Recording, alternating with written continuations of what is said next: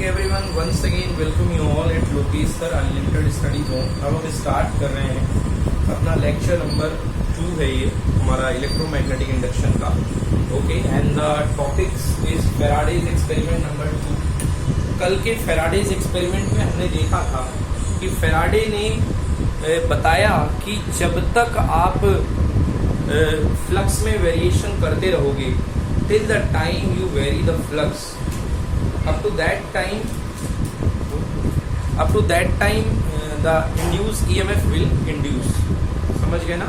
जब तक आपका फ्लक्स का वेरिएशन होता रहेगा तब तक आपका EMF जनरेट होता रहेगा। दूसरा लॉ जो था क्वांटिटेटिव मेजरमेंट जो देता था, पहला लॉ जो था वो क्वालिटेटिव देता था। क्वालिटेटिव मेजरमेंट बताता था कि इलेक्ट्रिसिटी मतलब EMF क्वालिटेटिवली प्रोड्यूस होगा। अगर आपके पास कोई कॉइल है, वन सेकेंड एक बार रिकॉल कर देता हूँ मैं। अगर आपके पास कोई कॉइल है and you moving a magnet, north south magnet, so till the time you move this magnet front of this coil, up to that time EMF will produce.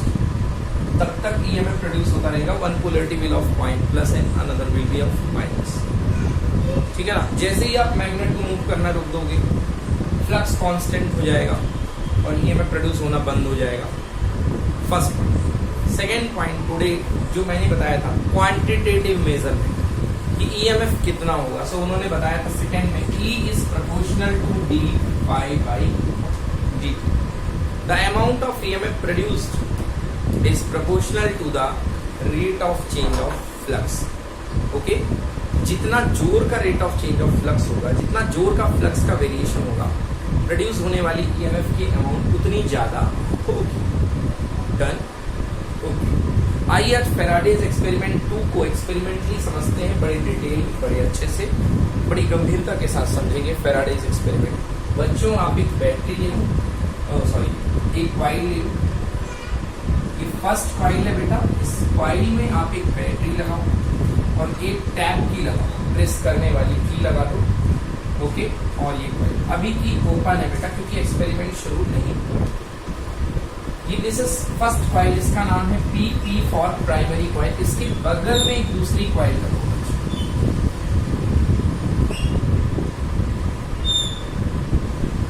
ये कॉइल, यहाँ पे गैल्वेनोमीटर लगा हुआ है। एक galvanometer is placed here in this coil. So galvanometer का pointer कहीं ना कहीं आपको बेटा पॉइंट करेगा। There will be a pointer on the galvanometer. Fine बच्चों, सो लेट्स स्टार्ट करते हैं बेटा। जैसे हम इस कॉइल को प्रेस करते हैं, शुरुआत में बैटरी लगी थी ना, शुरुआत में बैटरी लगी थी बट स्विच ओपन था, तो स्टार्ट में करंट कितनी थी बेटा? 0। करंट स्टार्ट में 0 थी। 0 से करंट बढ़ते बढ़ते कहां पर पहुंचेगी? मान लो सर्किट की मेन करंट है जो पूरी करंट थोड़ी देर के बाद एकदम से 0 से तो 5 पे नहीं पहुंच जाएगी, धीरे से पहुंचेगी। मान लीजिए मैक्सिमम करंट का नाम है कैपिटल I। कैपिटल I इतने लेवल तक की करंट बढ़ती, पहले 0 फिर ये I। तो बेटा जैसे जैसे इसमें करंट ग्रो होगी, ये करंट ग्रो होगी, यस और नो? करंट जैसे जैसे ग्रो होगी, इसमें लिंक होने वाला मैग्नेटिक फ्लक्स क्या होता जाएगा? बढ़ता जाएगा। बिकॉज पहले करंट कम थी, सो यू नो कि B is proportional to I। याद आया ना डायोड्स लॉ? तो बेटा जब करंट कम थी तो पहले फ्लक्स थोड़ा सा, फिर करंट और बढ़ी बेटा तो फ्लक्स और बढ़ा, करंट और बढ़ गई बेटा, फ्लक्स और बढ़ गया, करंट अपने टॉप पर आ गई बेटा, फ्लक्स अपने टॉप पर आ गया। मतलब जो फ्लक्स था वो भी शुरुआत में क्या था बेटा? 0, और 0 से बढ़ के फ्लक्स जो है वो पहुंच गया है अपनी मैक्सिमम वैल्यू तक। किस पर पहुंच गया है? राइट। अब देख बेटा हो क्या रहा, ये जो फ्लक्स था तो इसका, बट बगल में ये कॉइल रखी हुई है, तो बगल में जब तक ही फ्लक्स जैसे जैसे बढ़ेगा, इसमें तो चेंज हो ही रहा है, साथ में इसमें भी बदल रहा है फ्लक्स इसका, बट लिंक किससे हो रहा है? इससे। तो जब तक ये इस लेवल पर नहीं पहुंच जाता है टॉप लेवल तक, तब तक तो फ्लक्स इसका भी बदला ना बगल में रखने की वजह से, तो ये गैल्वेनोमीटर थोड़ा सा हिलेगा कि नहीं हिलेगा, क्योंकि फ्लक्स चेंज हुआ है तो इसमें भी ईएमएफ आएगा, ईएमएफ प्रोड्यूस हुआ है तो इसमें भी थोड़ी सी करंट जनरेट होगी। तो बेटा थोड़े टाइम के लिए जो करंट होती है ये देखो क्या होगी इसकी हरकत। शुरुआत में ये कांटा ऐसा था स्टार्ट में, जब तक ये फ्लक्स 0 से हीरो हुआ तब तक ये कांटा यूं गया। जैसे ये फ्लक्स बढ़ना बंद हो गया मतलब फ्लक्स कांस्टेंट हो गया। फ्लक्स क्या हो गया? कांस्टेंट। ये वाली स्थिति पहुंच गई। नंबर 1 ये थी, नंबर 2 ये थी, नंबर 3 ये थी, नंबर 4 ये है। तो 4 तक तो फ्लक्स चेंज हुआ है, तब तक इसने रिस्पॉन्ड किया, बट 4 पे आकर के फ्लक्स क्या हो गया? कांस्टेंट। अब क्या चेंज हो रहा? नो। तो जैसे ही फ्लक्स कांस्टेंट हुआ ये कांटा वापस बैक हो करके अपनी पुरानी सिचुएशन पे आ गया, फ्लैट स्ट्रेट हो गया, मतलब current equal to 0। Current equal to 0। तो बेटा समझ में आ रहा है कि करंट कब तक चेंज, करंट इसमें कब तक फ्लो हुई है? जब तक इसमें फ्लक्स बदल रहा है, जब तक इसमें फ्लक्स बदल रहा है। समझ में आया? ये एक्सपेरिमेंट था। अब इसके बाद दूसरा इस एक्सपेरिमेंट को फिर किया। अभी तक क्या था बेटा? करंट को 0 से लेके हीरो बना दिया अपन। ये 0 है और ये हीरो है। अब करंट कांस्टेंट हो गई, जब तक बदली तब तक यहाँ हरकत हुई। जैसे ही करंट फिक्स हो गई हरकत होना बंद। अब अपन करंट को फिर से यहाँ से स्विच ओपन कर रहे हैं। अब इस बार ओपन कर रहे हैं। क्या कर रहे हैं?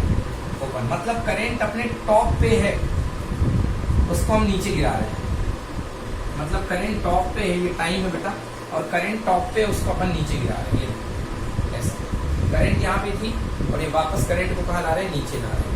तो जैसे ही आप इस स्विच को ओपन करोगे बेटा, ओपन करोगे तो ये फ्लक्स टॉप लेवल पे था। बताओ ये बढ़ना शुरू हो जाएगा कि घटना शुरू हो जाएगा? इससे घटेगा तो इससे भी घटेगा। जब इससे घटेगा तो इसका फ्लक्स चेंज माना जाएगा कि नहीं माना जाएगा? माना जाएगा। तो इसके फ्लक्स के चेंज माने जाने के कारण ये गैल्वेनोमीटर का कांटा डिफ्लेक्ट होगा कि नहीं होगा?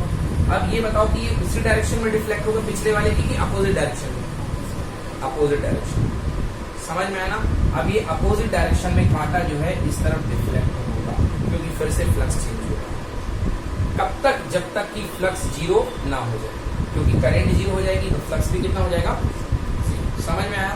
तो हो क्या रहा है? वो ये रहा है कि आप अपनी कॉइल में कुछ एक्शन कर रहे हो और आपको नेबरिंग कॉइल में ये एक्सपेरिमेंट देखने को मिल रहा है, करंट का वेरिएशन देखने को मिल रहा है। चलिए, करंट का वेरिएशन देखने को मिल रहा है।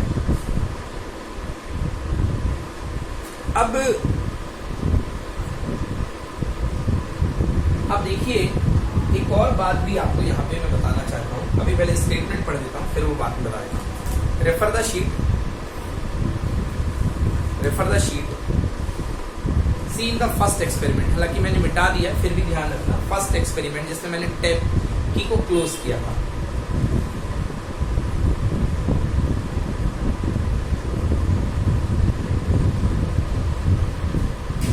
Okay, so beta what happened during the first experiment? When the primary circuit is closed, the current grows from 0 to maximum value. So in the first cycle current grows from 0 to maximum value. During this period changing current induces changing magnetic flux across the primary coil. In this changing current, in this period the changing current induces the flux on the primary coil. Done. This changing magnetic flux is linked across the secondary coil and induces EMF in the secondary coil. Okay बेटा, आगे जाके आप इस घटना को पढ़ेंगे। मतलब यहाँ हो रहा है एक्शन और यहाँ देखने को मिल रहा है रिजल्ट। इसको बोलते हैं म्यूचुअल इंडक्शन। म्यूचुअल मतलब पड़ोसी, म्यूचुअल मतलब पड़ोसी। This induction is called mutual induction. अभी पढ़ेंगे, थोड़ी देर बाद आएगा। So the changing magnetic flux is linked across the secondary coil and induces EMF or current in the secondary coil. ये आपने देखा? ओके, induces EMF और you can say induced current। अगर सर्किट क्लोज है तो करंट, गैल्वेनोमीटर लगा है तो करंट भी बनी। तो the induced EMF or current hence deflection in galvanometer last only as long as the current in the primary coil and hence the magnetic flux in the secondary coil changes. इस बड़े से statement का मतलब ये है कि here the deflection is seen and reflection may be seen only up to when there is a change of electric current in the first coil. As the electric current changes in the first coil, the electric flux associated with the first coil also changes. Some part of this flux is also connected to this coil, so it also getting changes, and due to that here some EMF created, यहाँ पे कुछ EMF बनेगा, and due to that EMF induced current will be flow in the secondary coil. Understood? Yes. So next result, when the अभी तो ये circuit को कैसा था, सर्किट ऑन करने वाला था from 0 to hero, now comes hero to 0. We have gone here 0 to hero, now comes hero to 0. 0 current to maximum current, maximum to high. When the primary circuit is open, what will happen? The current suddenly becomes 0. When the primary circuit is open, the current decrease from maximum value to 0. Again, during this period of changing current, the magnetic flux across the primary coil changes. In actual, the flux will decreases. The decreasing magnetic flux is also connected with the secondary coil. Again, it produces the EMF in the secondary coil. Clear now? But this time we can note that the direction of current in the secondary coil get reversed. As the previous time the galvanometer deflected rightward, in the second case the galvanometer will reflected opposite to the previous case. Got? So this is the complete theory of second experiment by the Faraday. So student, हमने कल से लेके आज तक Faraday के 2 experiment देख लिए ना बच्चों जी। अब फेराडे के इलेक्ट्रोमैग्नेटिक इंडक्शन के लॉ को हम समराइज कर देते हैं, जल्दी से हम बता देते हैं कि फेराडे के इलेक्ट्रोमैग्नेटिक इंडक्शन के फाइनल लॉज क्या बने 1 by 1। तो फर्स्ट लॉ है, whenever there is a change in the magnetic flux linked with a circuit and EMF and hence a current is induced in the circuit। ये qualitative law था, कल ही मैंने बताया था, है ना। जब ऐसा होगा, जब तक है जान, मैंने बोला था इसके ऊपर कि whenever there is a change in the magnetic flux linked with a circuit and EMF and hence a current is induced in the circuit, however it lasts only so long as the magnetic flux changing. Done? Okay, second law, the magnitude of the induced EMF is directly proportional to the rate of change of magnetic flux linked with the circuit। आज ही पता चला कि EMF जब तक flux बनेगा तब तक रहेगा। एंड सेकेंड लॉ दिया फेराडे ने कि जो EMF की मैग्नीट्यूड होगी is directly proportional to the rate of change of flux, ठीक ना, link with a circuit. So E is equal to d phi by dt. On solving it, you will get E equal to K d phi by dt. बेटा मैंने capital E का use किया अपनी book में। Okay, so capital E ले लो बेटा। EMF को वैसे भी कैपिटल E से लेके चले अपन लोग कई जगह। So capital E is equals to K d phi by dt। समझ में आया? Okay, more over you can write बेटा यहाँ पे कांस्टेंट की वैल्यू फाइनली 1 ले रहे हैं अपन यहाँ पे। ओके, बाद में -1 आएगा, बट अभी 1 ले लो। K की वैल्यू 1 आती है यहाँ पे कांस्टेंट की value. Okay, now E is equal to बचा बेटा कितना, d phi by dt। इसको ब्रॉड वे में क्या लिख सकते हैं बेटा, E is equal to delta phi upon delta t। So E equal to phi2 minus phi1 upon t2 minus t1। Change of flux divided by change of time, where K is the constant and K is chosen such that the value of K equals to 1। So here K is chosen such that the value of K equals to +1। आई बात समझ में? ठीक है ना। अब बच्चों, अब हम पढ़ने वाले हैं एक और टॉपिक जिसमें बताएंगे कि इंड्यूस होने वाले EMF की डायरेक्शन क्या होगी। इंड्यूस होने वाले EMF की डायरेक्शन क्या होगी? ओके, इंड्यूस होने वाले EMF की डायरेक्शन क्या होगी, इसको मैं आपको बहुत अच्छे से समझाऊंगा क्योंकि ये थोड़ा सा टफ है। आइए,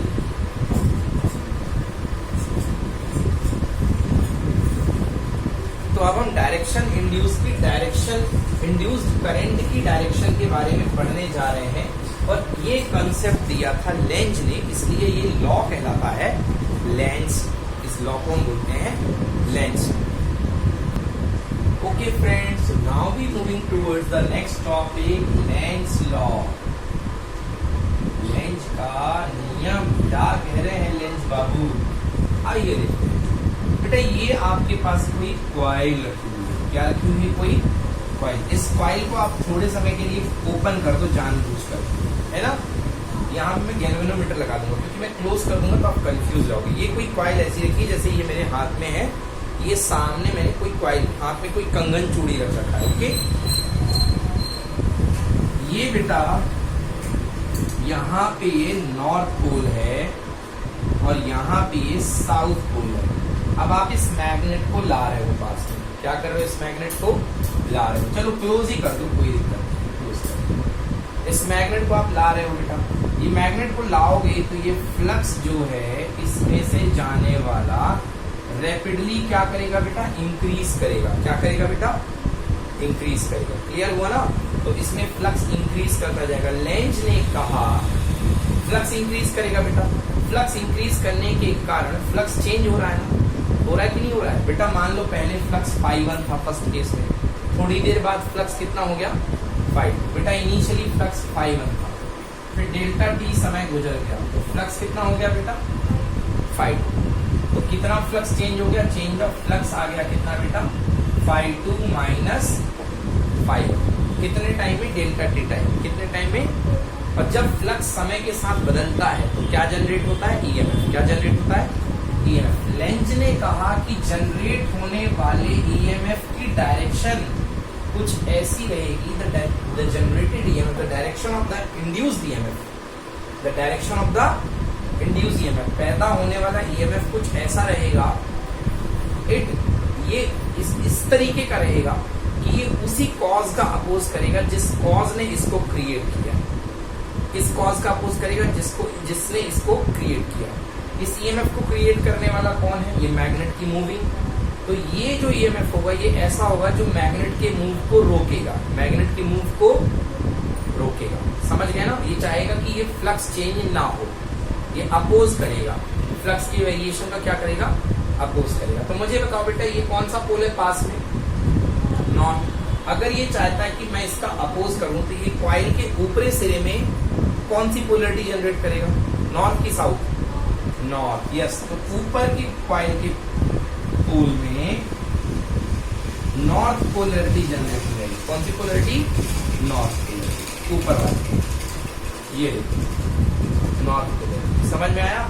मतलब ये पार्ट यहाँ पर, ये पार्ट यहाँ पर, कैसे पता चलता है, ये इधर और ये, समझ में आ गया। नॉर्थ मतलब एंटी क्लॉकवाइज करंट फ्लो होना शुरू हो जाएगी। तो ये जो कॉइल आपकी रखी हुई है इसमें एंटी क्लॉकवाइज करंट फ्लो होना शुरू हो जाएगी। समझ में आया ना। तो यदि आप मैग्नेट को ऊपर से ला रहे हो नॉर्थ पोल, ये नॉर्थ पोल का मैग्नेट यहाँ पर ला रहे हो, नीचे एक छल्ला रखा है, तो यदि आप मैग्नेट को लाते जा रहे हो तो इस छल्ले में पहले कोई करंट नहीं थी, जैसे आप पास में लाओगे तो इस छल्ले में कौन सी पोलरिटी जनरेट हो जाएगी, नॉर्थ। और कौन सी करंट क्रिएट होगी बेटा, एंटी क्लॉकवाइज। कौन सी करंट, समझ में आया। तो इसका सामने वाला पोल जो है किसके तरह बिहेव करेगा, नॉर्थ के जैसे। क्यों, क्योंकि आप नॉर्थ को ला रहे हो तो ये नॉर्थ के आने का अपोज करेगा, तो एंटी क्लॉकवाइज करंट जनरेट कर देगा। बोलो आया, समझ में नहीं आया, आ गया ना। मतलब करंट कहाँ से कहाँ जा रही है, यदि इस सेक्शन की मैं बात करूं तो करंट इस सेक्शन के अक्रॉस कहाँ से कहाँ जा रही है, यहाँ से यहाँ। क्लियर हुआ ना। तो करंट जहाँ पे घुसती है वो क्या होता है, नेगेटिव, और जिस एंड से बाहर निकलती है वो क्या होता है, पॉजिटिव। समझ में आया। तो यदि अगर मैं छल्ले को हटा के बनाऊं ऐसे, तो जो डायरेक्शन होगी बैटरी की क्या होगी बेटा, ये होगा पॉजिटिव, ये होगा नेगेटिव। देखो तभी तो प्लस से करंट निकलती है और माइनस पे क्या करती है, एंटर करती है। समझ में आया। तो इंड्यूस्ड करंट कुछ ऐसे सेट होगी, इस तरीके से सेट करेगी इंड्यूस करंट अपने आप को कि वे उस कॉज का अपोज करे जिसने इसको क्रिएट किया है, वो उस कॉज का अपोज करे जिसने इसको क्रिएट किया। तो नॉर्थ आ रहा सामने तो क्या डेवलप कर लेगी, नॉर्थ। समझ में आया। अब चलिए यदि इस मैग्नेट को आप दूर ले जाते हैं, ये नॉर्थ है, ये साउथ है, ये कॉइल रखी है बेटा, इस मैग्नेट को आप दूर ले जा रहे हैं। अब जैसे मैग्नेट को दूर ले जाएंगे, आप ऊपर की तरफ ले जाएंगे, तो तो पहले फ्लक्स ज्यादा था, दूर ले जाने पर फ्लक्स की वैल्यू क्या होती जाएगी बेटा बोलो? कम होती जाएगी। यस और नो? कम होती जाएगी ना।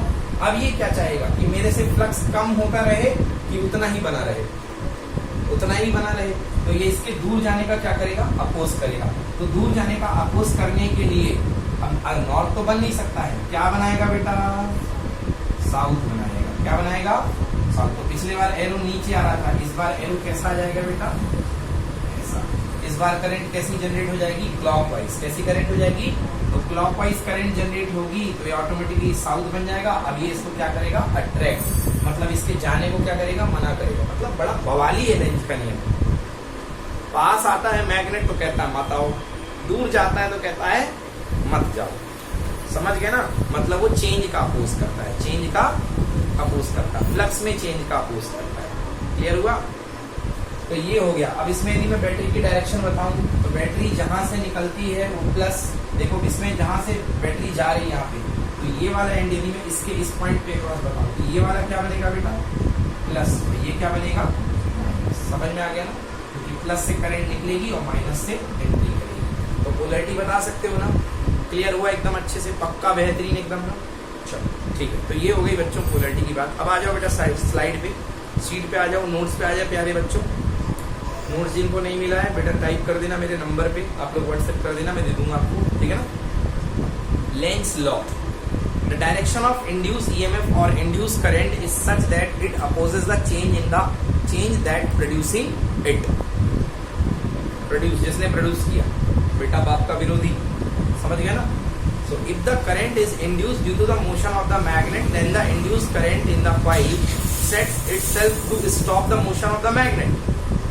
कुछ ऐसा होगा कि मोशन को क्या करे? रोके, है ना?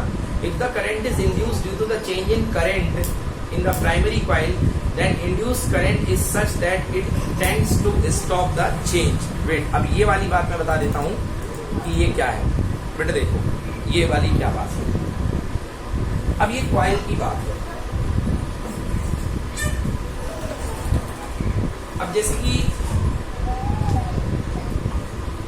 मान लो ये प्राइमरी कॉइल रखी हुई है, ये प्राइमरी कॉइल रखी हुई है। अब इसके बगल में एक सेकेंडरी कॉइल है, ठीक है ना? यप। चलो प्राइमरी बात करें। जैसे तुमने करंट ऑन करी, ये करंट, ये जैसे तुमने प्लग ऑन किया, यहाँ से करंट बढ़ गई ना? करंट क्या करेगी बेटा? इसके अंदर से फ्लक्स करेगी इसे, बोलो हाँ। और फ्लक्स पहले करंट जीरो से हीरो जाएगी तो फ्लक्स भी कहाँ जाएगा? Zero to hero. जैसे करंट चलती वैसे ही फ्लक्स चलता है। तो करंट यहाँ पे सेट होगी तो फ्लक्स भी सेट होगा। तो फ्लक्स लगातार चेंज हो रहा है, फ्लक्स लगातार चेंज हो रहा है। तो ये जो इसके अंदर एक खुद करंट जनरेट होगी मेन करंट के अपोज में, मेन करंट के अपोज में एक ईएमएफ जनरेट होगा जो कि फ्लक्स के बढ़ने का क्या करेगा? रेजिस्ट करेगा, अपोज करेगा। समझ में आया ना? तो यदि कॉइल की बात करोगे तो कॉइल में एक खुद में ऐसी करंट जनरेट होगी जो कि फ्लक्स के चेंज होने का क्या करेगी? अपोज करेगी। ओके, तो यही लाइन लिखी हुई है ब्राउन कलर से। If the current is induced due to the change in current in the primary coil, then induced current is such that it tends to stop the change. जो इसके अंदर current generate होगी वो इस तरीके से होगी कि वो इसके चेंज को अपोज करे। डन।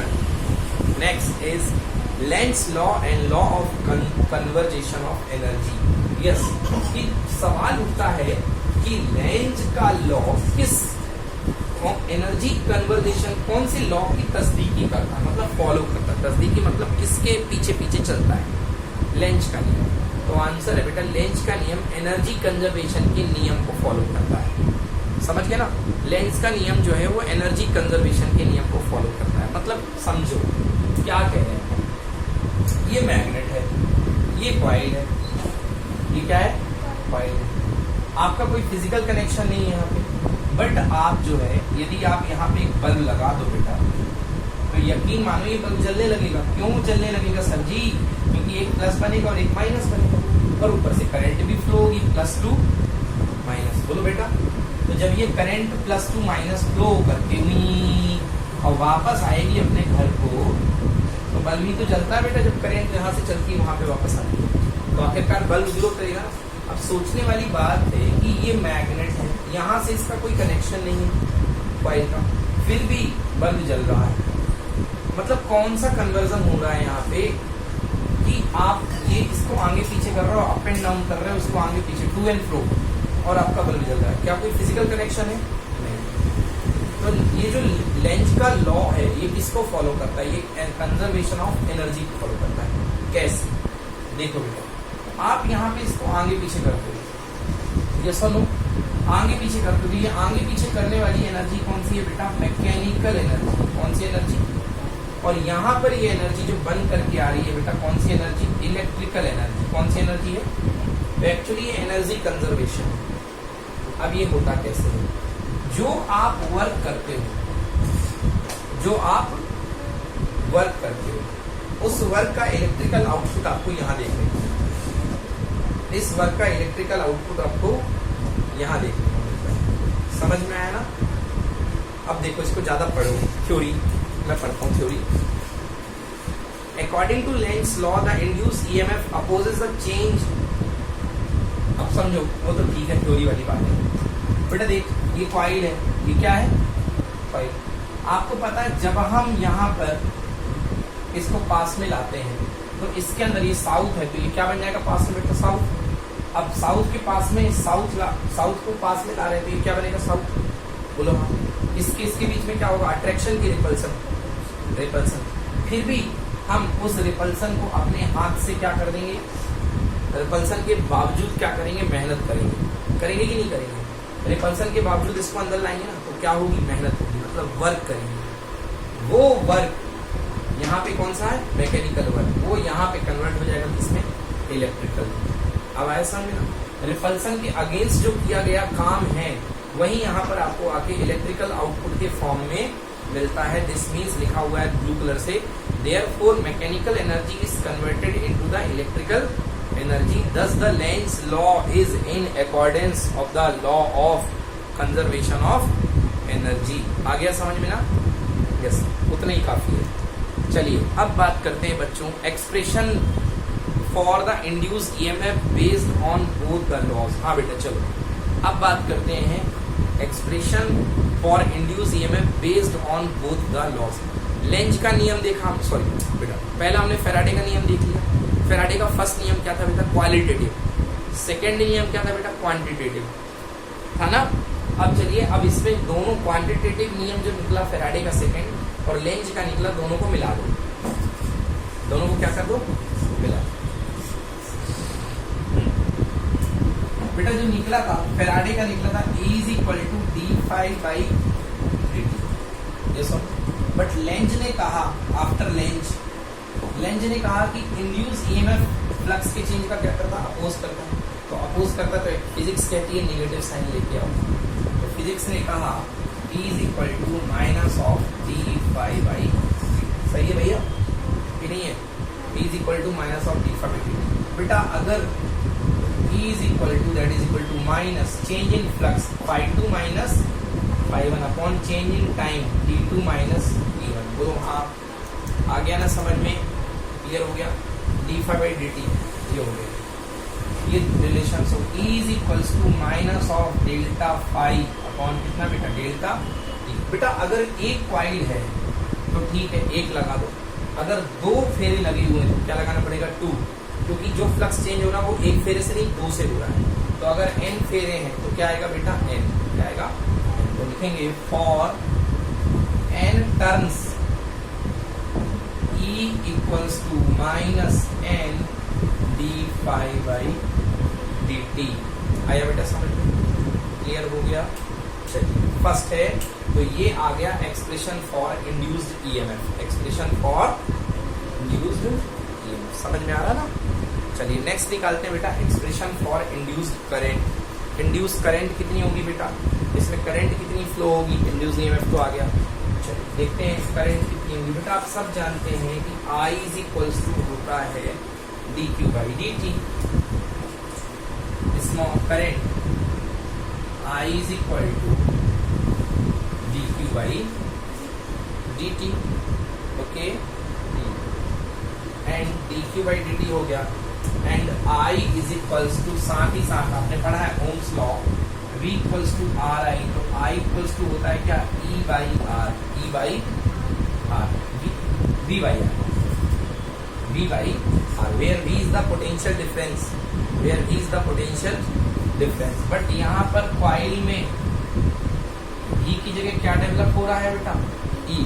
सवाल उठाओगे क्यों, क्योंकि बेटा यहाँ पे बैटरी थोड़ा ना जिसका इंटरनल रेजिस्टेंस, यहाँ तो प्योर ईएमएफ ही डेवलप होगा कि नहीं होगा। तो यहाँ पे मैं लिख सकता हूँ I equal to V by R की जगह मैं लिख सकता हूँ I equal to E by R, बोलो लिख सकता हूँ, लिख सकता हूँ I is equal to E by R. Done, I is equal to E by R बच्चे, तो देखो लिख रहा हूँ I is equal to E by R. E की वैल्यू कितनी है बेटा, minus n d by D t, चपका दो बेटा यहाँ पे, n फेरे हैं तो माइनस एन अपॉन में R, ये वाला R, अब पड़ोस में कौन, डी फाइव बाई। आ गया समझ में कि नहीं है, आ गया, क्लियर हुआ, कोई दिक्कत, minus n d phi by D t. अगर n की वैल्यू 1 है तो सीधी सीधी कितना आएगा, minus 1 by R d phi by D T. बोलो समझ में आया नहीं है, क्लियर हो गया, कोई दिक्कत, ओके। इस एक्सप्रेशन को देखो, क्या इंड्यूस होने वाला ईएमएफ रेजिस्टेंस पे डिपेंड करता है सर्किट के, क्या कहीं पे रेजिस्टेंस आ रहा है, नहीं। तो induce EMF does not depend on the resistance, मगर जो करंट है देखो उसमें रेजिस्टेंस आ रहा है, but induce current depend on the resistance. बेटा आया समझ में, क्लियर हो गया, करंट निकालते बन जाएगा। अब निकालते हैं इंड्यूस्ड चार्ज, क्या निकालते हैं, इंड्यूस्ड चार्ज, कितना चार्ज है ना इंड्यूस हुआ है, ठीक है ना, एक्सप्रेशन फॉर चार्ज। चलो I तो निकाल लिया अपन ने, I इज इक्वल टू कितना पड़ा बेटा, minus 1 by R d phi by D. अब निकालते हैं बेटा वो एक्सप्रेशन फॉर चार्ज। तो बेटा I, हमने I क्या पढ़ा था बेटा, I इज इक्वल टू होता है D q by D T. और यहाँ पे ये क्यों लगा रहे हैं बेटा, क्योंकि वेरिंग करंट है, बदल रही टाइम के साथ, क्योंकि फ्लक्स हमेशा एक जैसा थोड़ा ना है, बदल रहा है। तो I is equal to d q by D t, हमें चार्ज निकालना है, यहाँ रख दो बेटा, d q by D T is equal to minus 1 by R, और यहाँ क्या आया बच्चे, d phi by D T. D t से डी टी क्या हो गया, कैंसिल, तो कितना आ गया बेटा, देखो d q is equal to minus of d phi by R. बेटा ठीक लगाओ, समझ में आ गया ना, कोई दिक्कत। चलिए अब बात करते हैं method to produce induced EMF. EMF को प्रोड्यूस करने की कौन कौन सी method, topic change, method to produce EMF. Physics के प्यारे बच्चों, पढ़ते जाओ, फिजिक्स तो अनंत। चलो भैया, तो अगले टॉपिक पे आ जाओ, method to produce induced EMF.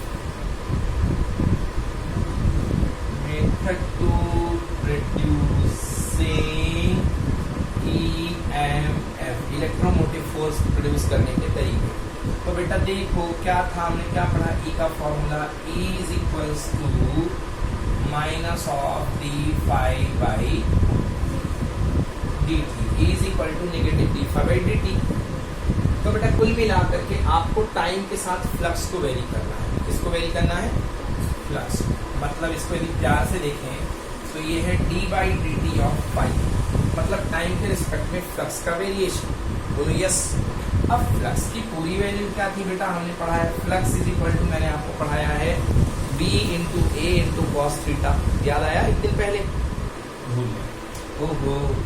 Phi is equal to B dot d s या बी डॉट ए, तो फ्लक्स इज इक्वल टू होता है B mod A cos theta.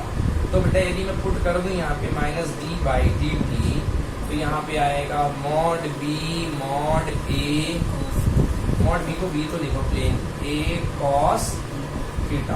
तो बेटा ये बदलाव जो है वक्त के साथ बदलाव तीन लोगों को घेर सकता है, एक बी को घेर सकता है, एक ए को घेर सकता है और एक थीटा को घेर सकता है। मतलब ये तीन एक्सप्रेशन आ सकते हैं इसके देखने से। एक d by D T, B को निपटाओ, मतलब मैग्नेटिक फील्ड वेरी हो रहा है, ए कॉस थीटा कांस्टेंट बना के बाहर ले आओ। ए कॉस थीटा कहाँ आ गया बेटा, बाहर। आइदर ये हो सकता है, दूसरा एरिया बदले और बी और कॉस थीटा बाहर हो जाए, तो लियो बेटा बी कॉस थीटा हो गया बाहर। अब कौन बदला टाइम के साथ, एरिया, तो भी फ्लक्स बदलेगा। तीसरा बी ए बाहर आ गए, माइनस साइन भी ले आए बाहर, और डी बाई डी टी कौन बदला बेटा, कॉस थीटा। कौन बदला, कॉस थीटा। तो इन तीन तरीकों से आप फ्लक्स में बदलाव कर सकते हैं, कर सकते हैं ना, कर सकते हो ना। इन तीन तरीकों से फ्लक्स में आप बदलाव कर सकते हो। और क्या, इतना ही नहीं, आप अगर एक साथ दोनों चीजें बदले तो भी बदलाव तो बदलाव, आप बी भी बदल दो, ए भी बदल दो, बट इतना कॉम्प्लेक्सिटी हमारे सिलेबस में नहीं है। हमें एट ए टाइम एक ही चीज बदलनी है। ओके, तो yes, come to the sheet, see here method of producing induce EMF को प्रोड्यूस करने के तरीके। Number 1, by changing magnetic field B. Yes, magnetic flux phi can be changed. Magnetic flux phi can be changed by changing the magnetic field B, and hence EMF can be induced in the coil. Yes, यही तो किया था Faraday साहब ने, magnet को भगा करके। Magnetic field ही तो हो रहा था, कम ज्यादा। Next, by changing the area of the coil. लीजिए भैया, by changing the area of the coil available in the magnetic field, तो एरिया बदल लो। तो सही बात है, एरिया बदलोगे तो फ्लक्स के फॉर्मूले में एक्चुअली एरिया आता है, तो एरिया बदलने से भी फ्लक्स का चेंज हो जाएगा। आ गया ना समझ में। चलिए, तो एरिया बदलने पर एक बहुत अच्छा न्यूमेरिकल आता है, जिसको हम कहते हैं, न्यूमेरिकल नहीं, क्वेश्चन डेरिवेशन आता है जो बहुत ज्यादा ही आता है, जिसको हम बोलते हैं बच्चों मोशनल ईएमएफ। क्या बोलते हैं, मोशनल ईएमएफ। समझ गए ना। तो हम पढ़ते हैं point number 2, by changing the area of the coil A available in the magnetic field. चलिए स्टार्ट करते हैं डेरिवेशन। तो चलो बच्चों, अब देखते हैं हम मोशनल ईएमएफ का डेरिवेशन। मेनली इसमें इलेक्ट्रिक फील्ड, ओहो क्या बोल गया मैं, मैग्नेटिक फील्ड में चेंजेस आते हैं। ओके, एरिया में चेंज आता है, मैग्नेटिक फील्ड कांस्टेंट है बच्चों। तो देखो, मैग्नेटिक फ्लक्स पाई मैंने बताया, उसको आप कैसे बदल सकते हो, by changing the area of the loop. Okay, जो कि एरिया ऑफ द लूप, कौन सा एरिया, जो कि मैग्नेटिक फील्ड के ऊपर एक्ट कर रहा है, जो कि मैग्नेटिक फील्ड के ऊपर एक्ट कर रहा है, और जिससे कि आपका ईएमएफ प्रोड्यूस होगा। Okay, let's see. यहाँ पे बेटा आपके पास पहले एक लूप था PQRS। देखो लूप कैसे दिख रहा है बेटा, ये P है, ये Q है, ये R है और ये S है। थोड़ा अच्छे से डायग्राम को समझना बेटा, ये P है, ये Q है, ये R है, ये S है। जैसे वो दरवाजा दिख रहा है, चैनल दिख रहा है मेरा बाहर वाला, ऐसे ही पकड़ के मैंने यहाँ से स्लाइडर गेट है PQRS, और मैंने इसको करके अंदर दबाना शुरू किया। तो ये मैग्नेटिक फील्ड ले करके ये चला फाइनली बेटा ये पार्ट कहाँ पे आ जाएगा, यहाँ पे आ जाएगा, और ये जो पार्ट था अंदर, ये कहाँ चला जाएगा, पीछे। तो ये P पहुंच गया यहाँ पे P डैश, ये S पहुंच गया S dash, and this Q becomes Q dash, and this R become R dash. Done. Problem कोई, ये इतना हो गया, चला गया बेटा। कितने टाइम तक ये मूवमेंट हुई है बेटा, उस टाइम को हम मान रहे हैं dt। क्या मान रहे हैं, dt। v वेलोसिटी से, v स्पीड से यहाँ भागा है। Okay, so I am reading the loop PQRS is slided into the uniform and perpendicular. Why perpendicular? Because field पूरा कहाँ जा रहा है बच्चों, अंदर, perpendicular inward जा रहा है। The change increases। देखो बेटा यहाँ पर क्या होगा, जैसे पहले एरिया जो मैग्नेटिक फील्ड के साथ एसोसिएटेड था वो कितना था, 0, क्योंकि कॉइल बाहर थी। बट जैसे अंदर हुआ तो मैग्नेटिक फील्ड से इसका एरिया क्या होगा, क्रॉस होगा ना, यस और नो। मतलब इसका इफेक्टिव एरिया चेंज हुआ कि नहीं हुआ ना, इसका एरिया हुआ। तो मैं पढ़ रहा हूँ, the change what area, the change हुआ, कैसा चेंज हुआ, इंक्रीज हुआ कि डिक्रीज हुआ, इंक्रीज, एरिया इंक्रीज हुआ ना, इफेक्टिव एरिया इंक्रीज हुआ है। द चेंज और increase in the area of the coil under the influence of the field is DA। कितना एरिया मान लिया बेटा हमने चेंज हुआ, DA। दिस टोटल एरिया, ये जो चेंज हुआ है बेटा अंदर जाने के बाद, दिस एरिया की वैल्यू कितनी है बेटा, DA। ओके, क्यों मान रहे हैं DA बेटा हम, क्योंकि हम जानते हैं d∅dt is equal to d/dt B into A into cos theta. तो यहाँ तो B फिक्स है, थीटा मतलब कॉइल मुड़ी भी नहीं है, ओरिएंटेशन भी नहीं हुआ, ये भी फिक्स है। केवल कौन इस पे अटैक होगा, A पे। मतलब जो भी होने वाला है वो d/dt किसके ऊपर लगेगा, A के ऊपर। और ये और ये कहाँ आ जाएंगे बेटा, बाहर, मतलब बी कॉस थीटा कहाँ जाएगा बच्चे, बाहर। डन, पक्का, वेरी गुड। ओके बच्चों जी, तो देखिए ये हो गया। अब हम लगाते हैं,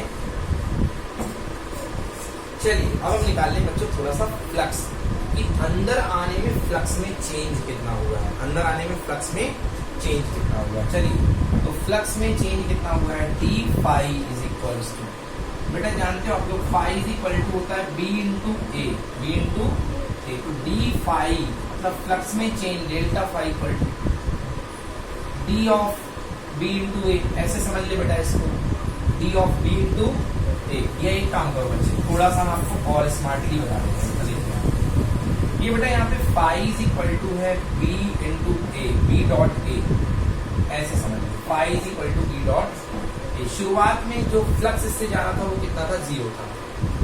शुरुआत में जो फ्लक्स जा रहा था फाई 1 इक्वल टू कितना था, 0। क्यों था 0 भैया, क्योंकि कॉइल बाहर थी, कॉइल कहाँ थी, बाहर। बाद में फाइनली जो फ्लक्स हो गया है वो कितना हो गया है, B mod B, total lines जा रही है, इंटू कितना बेटा, A, mod B into A, mod B into mod A, हो गया ये नेट फ्लक्स हो गया ना, नेट फ्लक्स हो गया। तो now phi 2 minus phi 1 is equal to B into A minus कितना, 0। तो बच्चे डेल्टा फाई या डी फाई कितना आएगा, ओनली बी इंटू ए, पक्का ना, phi equal to B into A. अच्छा आप कहोगे सर इसमें कॉस थीटा क्यों नहीं लगाए, लगा लो, कॉस थीटा कितने डिग्री आएगा, 0 डिग्री, कितने डिग्री आएगा, 0, क्योंकि बी कैसा है, परपेंडिकुलर इनवर्ड है ना, और ए कैसा जा रहा है बेटा, वो भी जा रहा है नॉर्मल अंदर की तरफ, तो दोनों एंगल कितने हो जाएंगे, 0 डिग्री। क्लियर हो गया ना, तो डी फाई इक्वल टू कितना आ गया, बी इंटू ए। क्लियर हो गया ना। अब हमें क्या निकालना है बेटा, D phi by D T, यही तो निकालना ना बच्चों, D phi by D T, तो that is equal to D by D T B into A. बोलो बदलाव की मार किस पे पड़ेगी, बी पे पड़ेगी कि ए पे पड़ेगी, ए पे, क्योंकि बी तो कांस्टेंट है मजे में एकदम। तो D phi by D T is equal to हो जाएगा, कितना हो जाएगा, बी हो गया बाहर और यहाँ हो गया D A by D T, D A by D T. चलो B into D A by D T, देखना बेटा D A by D T मैं कैसे निकालता हूँ, D A by D T में कैसे निकालूंगा, पहले मैं यहाँ पे लिखता हूँ A equal to length into breadth, बोलो बेटा हाँ, A equal to length into breadth, ठीक है बेटा। ये इसकी लेंथ थी, समझ गए ना, ये इसकी लेंथ ये मान लो बेटा, ये मान लो लेंथ, ये क्या मान लो बेटा, लेंथ, ये मान लिया लेंथ, और ये मान ली इसकी अपन ने ब्रेथ बी, ठीक ना, ये हमने इसकी ब्रेथ मान ली। ये जो स्लाइड हो रहा है, समझ गया ना, ये स्लाइड जो हो रहा है ये हमने इसकी ब्रेथ बी मान ली। अब देखो बेटा, ये जो पार्ट है आपको पता है ये अंदर घिसट करके आया है, स्पीड इक्वल टू होता है distance upon time, distance upon time. बेटा ये किस स्पीड से आ रहा है, v स्पीड से, किस स्पीड से आ रहा है, v स्पीड से। मान लो इसका टोटल का b हिस्सा अंदर आया है यहाँ पे, मैं ये नहीं जानता हूँ कि कितना आ गया है, मुझे ये नहीं पता कितना आ गया है, हो सकता है पूरी स्लाइड घुसाई हो अंदर, या हो सकता है पूरी ना घुसी हो, तो मैं जितनी हिस्सा घुस आया है बेटा उसको मैं मान रहा हूँ x। क्या मान रहा हूँ भैया, ऐसा भी तो हो सकता है कि इतना पार्ट अंदर रह गया, उतना पार्ट बाहर रह गया, तो जितना पार्ट घुस आया उसको अंदर को मैं क्या मान लिया बेटा, x। तो बेटा speed equal to displacement x upon time, x upon time. Yes, v is equal to change in length dx upon कितना बेटा, dt। ये जो लेंथ है चेंज का, ये तो कहलाएगा dx लेंथ कहलाएगा ना, क्योंकि v स्पीड से आ रहा है, तो v equal to dx by dt। तो इसने कितना ट्रेवल किया, dx, कितने टाइम में, dt टाइम में। तो बेटा देखो dx इक्वल टू क्या बन जाएगा, v dt, बनेगा कि नहीं बनेगा। और हमें क्या चाहिए था, हमें चाहिए था area equal to d by dt। बेटा एरिया को लिख सकता हूँ क्या मैं, लेंथ इंटू ब्रेथ। बेटा लेंथ मैंने ये मानी है, क्या ये बदली है, नहीं, ये तो शुरू में यही थी, बाद में भी यही है, जो भी हुआ ब्रेथ के साथ हुआ है। तो बेटा मैंने B को बाहर ले लिया, L को बाहर ले लिया, किस पे लग गई आग, L into dV by dt। फिलहाल मैंने B को क्या लिया है बेटा जी, x। यहाँ पे इस डेरिवेशन में D को क्या लिया मैंने, x। तो यहाँ पे क्या बच गया, dx बाई dt। आया समझ में ना, dx बाई dt मतलब change of displacement with respect to time, क्या बोलते हैं, वेलोसिटी, क्या बोलते हैं, आया समझ में। तो बेटा EMF d phi by dt कितना आएगा, BLV, क्या आएगा, BLV। बोलो हाँ। अब नाउ E की वैल्यू कितनी होती है बेटा, minus of d phi by dt। तो E is equal to answer minus BLV। Note करिए, this is called motional EMF, minus BLV। Okay, the induced EMF due to the motion of the loop is called motional EMF। Okay, अब induce current इसमें आप निकाल सकते हो कि induce current कैसी होगी, इंड्यूस करंट कैसी होगी। देखो इंड्यूस करंट की मैं डायरेक्शन बता रहा हूँ बेटा, जब आप यहाँ पर आ रहे हो तो ये अंदर वाला फील्ड लगातार इसमें क्या हो रहा है, बढ़ रहा है। जब आप इस कॉइल को अंदर लेके आ रहे हो तो अंदर वाला फील्ड क्या हो रहा है, बढ़ रहा है। तो ये लूप क्या चाहेगा, ये लूप चाहेगा कि मेरे अंदर वाला फील्ड ना बढ़े, ये मेरे अंदर वाला फील्ड ना बढ़े, मतलब ऐसा ग्रो ना हो। तो कैसा ग्रो हो, ऐसा बाहर की तरफ ग्रो हो। बोलो यस। तो बाहर की तरफ ग्रो करने के लिए कैसी करंट फ्लो करेगा, ऐसी करंट होगी तो ही तो फील्ड बाहर जाएगा, क्योंकि ये करंट बनती है तो ये क्या बनता है, फील्ड। ज्यादा आया नहीं आया, ये करंट बनेगी तो ये क्या बनेगा, फील्ड। तो इसको किस डायरेक्शन में करंट फ्लो करना पड़ेगा, इस डायरेक्शन में। तो ये क्या है, क्लॉकवाइज के एंटी क्लॉकवाइज, एंटी क्लॉकवाइज। क्या है ये, मतलब ये लूप में जो करंट फ्लो होगी इस डायरेक्शन में करंट फ्लो होना शुरू हो जाएगी। यदि आप ला रहे हैं इसको ऐसे तो इसमें करंट की डायरेक्शन की लूप इस तरीके से, तो कैसी करंट होगी, P dash, S dash, R dash, Q dash, P dash. So the direction of current will be P dash, S dash, R dash, Q dash, P dash. नहीं है समझ, क्योंकि बेटा आप इसको अंदर ला रहे हो, अंदर लाने पे अंदर का फील्ड ग्रो हो रहा है।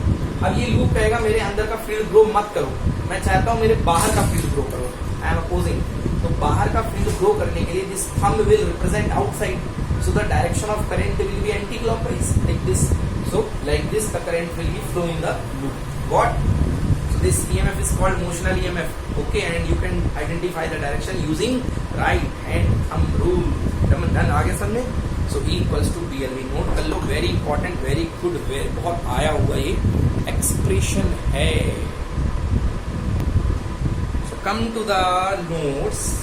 देखो वायलेट कलर में क्या लिखा हुआ है, according the length rule the direction of the induced current is such that it opposes the cause of changing magnetic flux. ये तो हम पढ़ ही चुके हैं, कब से पढ़े जा रहे हैं, पढ़ चुके ना। Yes, here the cause of changing magnetic flux is that due to the motion of the loop and increasing area of the coil in the uniform magnetic field. Therefore, the motion of the loop is to be opposed. So the current is setting itself such that the Fleming left-hand rule, the conductor arm PM experience force to the right, whereas the loop is trying to the left. Against this force, mechanical work is done, which is converted into the electrical energy. वही जो मैंने कहा कि भाई current की direction कैसी होगी, इसमें देखा आपने करंट की डायरेक्शन फाइनली कैसी जाएगी, एंटी क्लॉकवाइज। समझ में आया? तो इसमें करंट कहाँ जाएगा, ऊपर की तरफ, इस आर्म पे जो करंट जाएगा कैसा जाएगा, ऊपर जाएगा कि नहीं जाएगा, हाँ ठीक है ना, आर्म पे करंट ऊपर जाएगा। अब देख बेटा, करंट पे आर्म ऊपर, इस आर्म पे करंट ऊपर जाने का एक और फंडा बन रहा है। ये जब आर्म अंदर आई ना, मैंने बाहर वाली पे बना दिया बेटा, अंदर वाली पे बनाओ, ये किया नहीं चलेगा, हाँ अंदर वाली है, सॉरी, हाँ इस आर्म पे करंट ऊपर जाएगा, जा रही है। अब देखो इसका फंडा बेटा, हम फोर्स किस पे निकालते हैं, लेफ्ट हैंड। हम तो इस तार को झटका कहाँ दिए, अंदर, बट फील्ड कहाँ देगा, बाहर, वो भी देख लो बेटा। मैग्नेटिक फील्ड कहाँ है, अंदर है ना, फ्लेमिंग लेफ्ट हैंड रूल है। हमने डायरेक्शन करंट की कैसी ली थी बेटा, एक मिनट, एंटी क्लॉकवाइज ना, एंटी क्लॉकवाइज, हाँ करंट की डायरेक्शन तो यही थी। ओके चलो लेफ्ट हैंड रूल, ये लेफ्ट हैंड रूल। फील्ड है बेटा अंदर अंदर अंदर, करंट है ऊपर की तरफ, तो ये फोर्स तो यहाँ लग रहा है, trying to move to the left, कोई गलती हो रही है उसको सुधारते बच्चों। हाँ बच्चों, हम क्या गलती कर रहे थे बेटा, इस आर्म को तो हम पकड़ के खुद ढकेल रहे हैं, इसमें तो हम ही फोर्स लगा रहे हैं, v वेलोसिटी से हम ढकेल रहे हैं, है ना। और ये आर्म वैसे भी फील्ड के कहाँ है, बाहर है, हमें इस पर निकालना है फोर्स लेफ्ट हैंड रूल से, कि यदि हम इसको अंदर ला रहे हैं तो नेचुरली इंड्यूस करंट क्या चाहेगी कि ये वाला पार्ट अंदर ना आए, मतलब इसको बाहर फेंकना चाहेगी। तो इस पर फोर्स किस तरफ लगेगा, उस तरफ, क्योंकि हमारा फोर्स यहाँ है, तो इसका फोर्स कहाँ लगेगा, बाहर की तरफ। कुछ समझ में आया?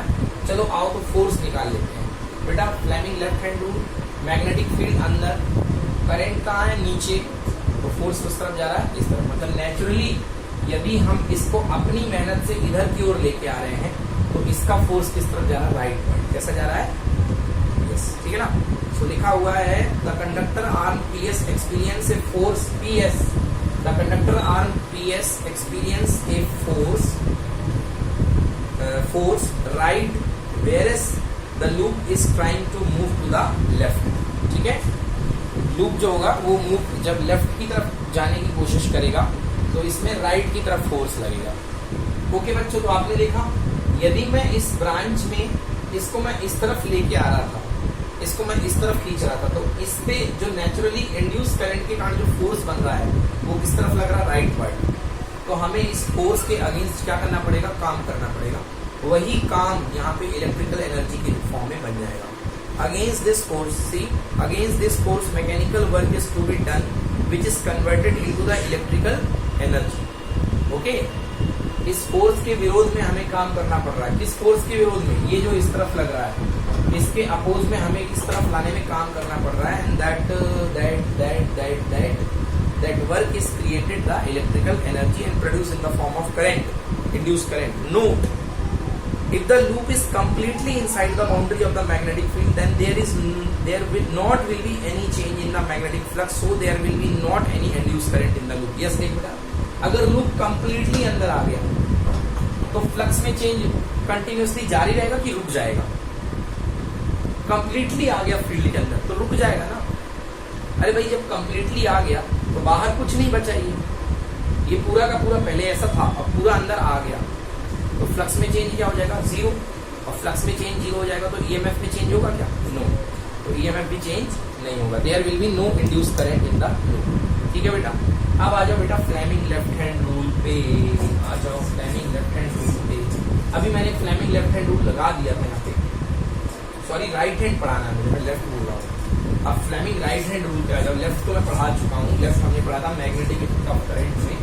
अब आ जाओ फ्लेमिंग राइट हैंड रूल पे, क्या कहता है फ्लेमिंग राइट हैंड रूल, सुनिए समझिए। फ्लेमिंग राइट हैंड रूल कहता है कि if you stretch your thumb, main finger और body forefinger and middle finger in such a way that they are mutually perpendicular, if force representing, if thumb representing the direction of motion, बच्चे अगर ये represent कर रहा है direction of motion को, अगर ये रिप्रेजेंट कर रहा है डायरेक्शन ऑफ फील्ड को, तो ये रिप्रेजेंट करेगा डायरेक्शन ऑफ इंड्यूस करंट को। किसको रिप्रेजेंट करेगा, डायरेक्शन ऑफ इंड्यूस करंट को। मतलब इस लॉ का यूज करके आप डायरेक्टली इंड्यूस करंट निकाल सकते हो। तो यस आ गया, इस लॉ का यूज करके आप डायरेक्टली इंड्यूस करंट निकाल सकते हो। जैसे पिछला वाला भी हमने काम किया, देख बेटा, ये कॉइल थी, इसके इस वाले पार्ट की बात करो, जब ये वाला जो पार्ट है फ्रेम का, ये वाला पार्ट आप इसको घसीट के अंदर ला रहे थे ना इस तरफ। चलो तो देखना इसी में डायरेक्शन ऑफ करंट कैसी है बेटा। देख ये तीनों हाथ, इसमें ये है फोर्स, ये है फोर्स इस तरफ, ये हो गया फील्ड अंदर की तरफ, ये हो गया फील्ड। तो करंट की डायरेक्शन कैसी जा रही है, डाउनवर्ड। करंट की डायरेक्शन कैसी जा रही है? क्लियर हो गया? तो अगर ये कंडक्टर है, इनवर्ड फील्ड पे अगर आप इस कंडक्टर को इस तरफ शिफ्ट कर रहे हो तो बेटा मेरे ये हो गया फोर्स, राइट हैंड ही लगाना, ये हो गया फोर्स, ये हो गया फील्ड, तो करंट की डायरेक्शन कैसी होगी? डाउनवर्ड। तो इससे आप किसी भी इंड्यूस करंट की डायरेक्शन पता कर सकते हैं। Okay, so read the theory. If the central finger, forefinger and thumb of a right hand are stretched mutually perpendicular to each other and forefinger point the magnetic field, thumbs point the direction of the motion of force, then central finger point the direction of the induced current in the conductor। समझ में आया? चलिए, तो ये तो बात हो गई पढ़ने के तरीके। एरिया चेंज कर दिया। क्या चेंज कर दिया? एरिया। नेक्स्ट में हम चेंज करेंगे by changing the orientation of coil of the magnet। मतलब अब जो है now we changing the orientation of the coil theta। okay, so now we changing the orientation of coil in magnetic field। Theta change करने पे क्या होगा? देखो बेटा, ये वैसे कर चुके हैं। you know ये मैग्नेटिक फील्ड का नॉर्थ और साउथ। उस दिन हमने जब किसी कॉइल पे करंट दी, we have given the current, तो ये कॉइल क्या हो गई थी? फोर्स की वजह से एक फोर्स यहाँ लगा था, एक फोर्स यहाँ लगा था और ये घूमने लग गई थी। याद आया? उस दिन हमने करंट देके घुमाया था। आज हम खुद घुमाएंगे और बदले में करंट मिलेगी। बदले में क्या मिलेगी? करंट। तो अब हम किसी कॉइल को यदि रोटेट करते हैं, कॉइल को यदि रोटेट करते हैं, इनिशियली ये ऐसे रखी थी या इनिशियली ये इस तरीके से रखी हुई थी, मान लो यूं ऐसे ये ऐसे रखी हुई थी बेटा। ये इसका एक्सेस एरिया कैसा जाएगा बेटा? ये इसका एरिया है। ये क्या है? इसका एरिया। ये कॉइल रखी है बेटा, यूं गया एरिया। और मैग्नेटिक फील्ड भी कैसा जा रहा है बेटा? यूं ही तो जा रहा है मैग्नेटिक फील्ड। बोलो बेटा हाँ। बेटा बताओ खुशी कि एरिया और मैग्नेटिक फील्ड के बीच का एंगल कितने डिग्री है? 0 डिग्री। इस समय एरिया और मैग्नेटिक फील्ड के बीच का एंगल 0 डिग्री है। अब आपने इस कॉइल को घुमाना शुरू कर दिया।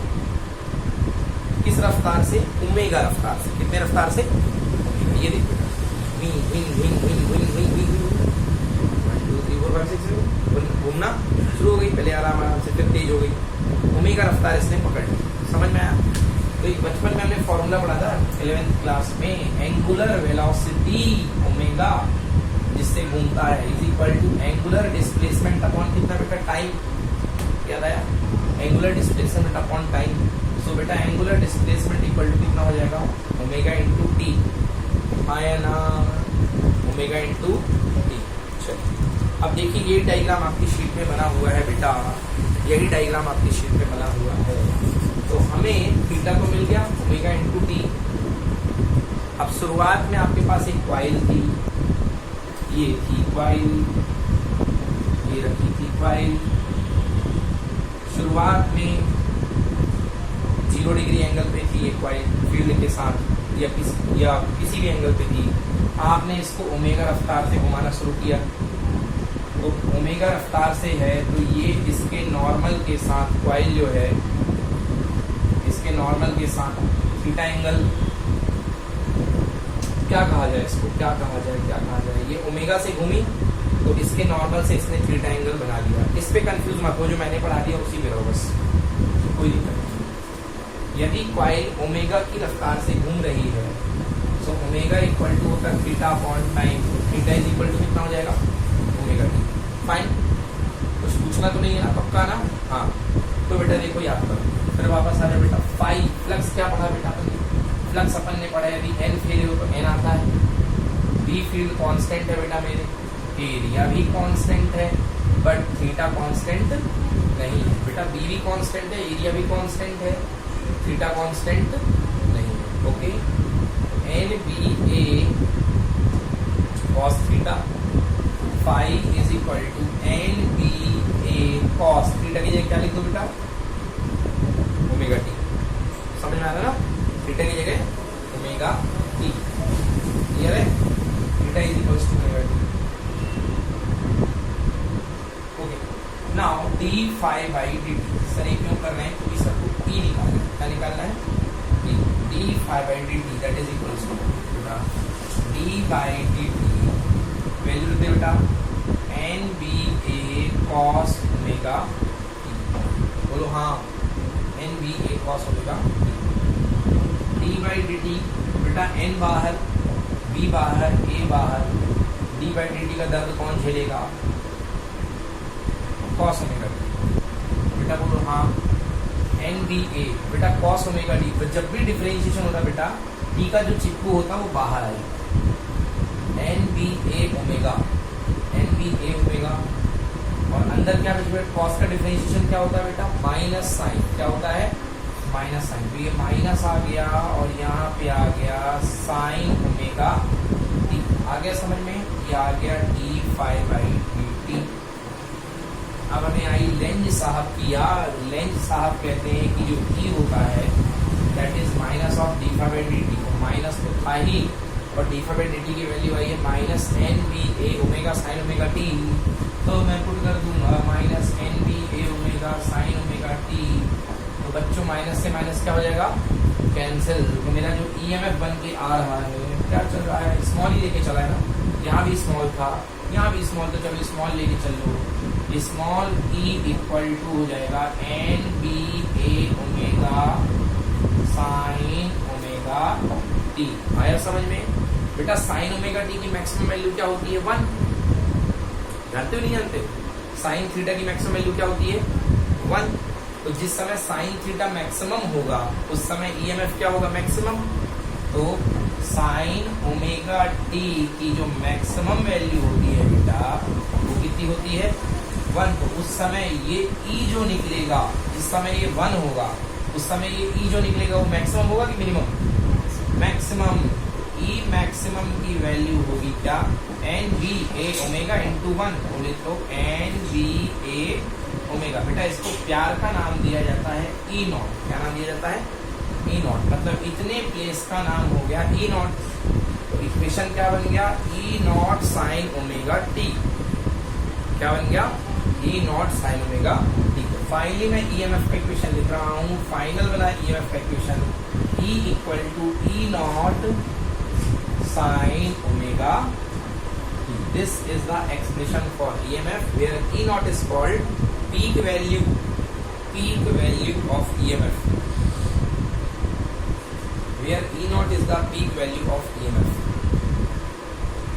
where E naught is the peak value of EMF. Clear हुआ? हो गया है clear?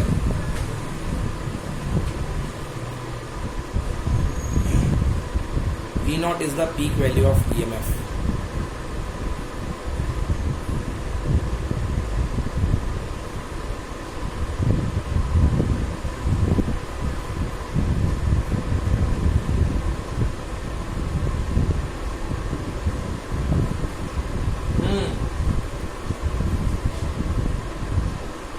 चलो बेटा थोड़ी सी आपको टेक्निकल बातें मैं पढ़ाता हूँ, किसी खतरनाक वाली।